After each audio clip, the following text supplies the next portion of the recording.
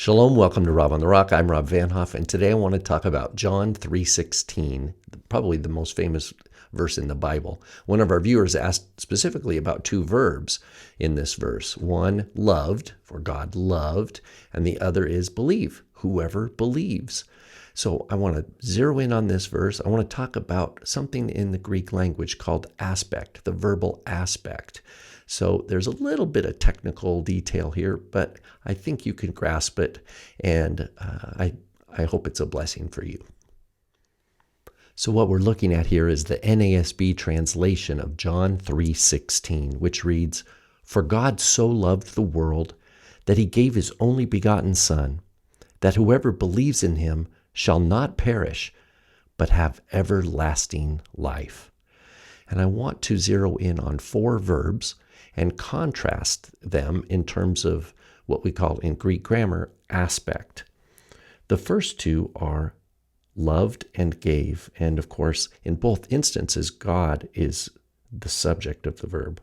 God loved and he gave. He loved and he gave. In Greek, it's agapesin and eduken. Agapesin is he loved, and eduken, he gave. And these are what we call in Greek in the completed aspect.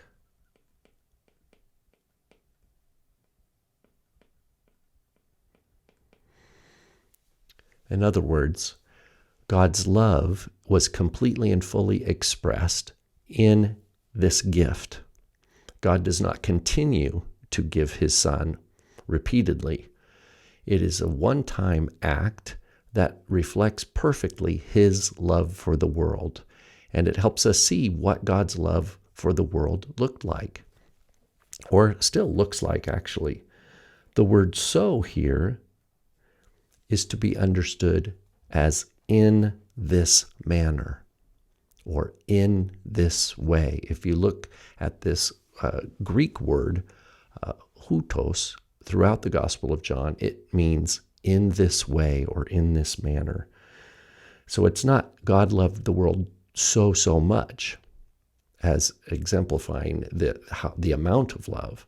It's describing the manner that then in the subsequent clause explains that he gave.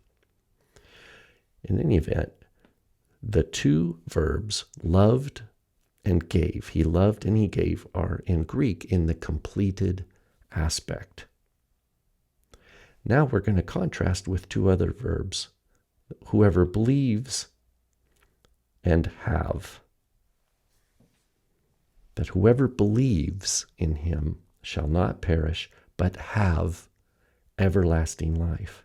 In contrast to the completed aspect of the aorist verbs found in the first part of the sentence, God loved and God gave, here we have what is called the continual aspect, or ongoing.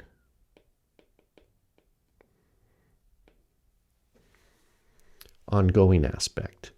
That means when it says whoever believes, that is an ongoing faith. That is an abiding in faith over time, continually. And the same with the verb to have everlasting life is in the same aspect as the verb believe here, a continual, ongoing aspect of having and possessing. And this verse then gives us an example of a contrast of these two verbal aspects that help us see into the meaning of the verse a little more carefully. For God so loved the world, in this way loved the world. Completed aspect, perfectly expressed. God never needs to express his love for the world ever again, because he's done it perfectly. And he did it that he gave, in this way that he gave. And he gave his Son once, he gave him perfectly and completely, never to give again.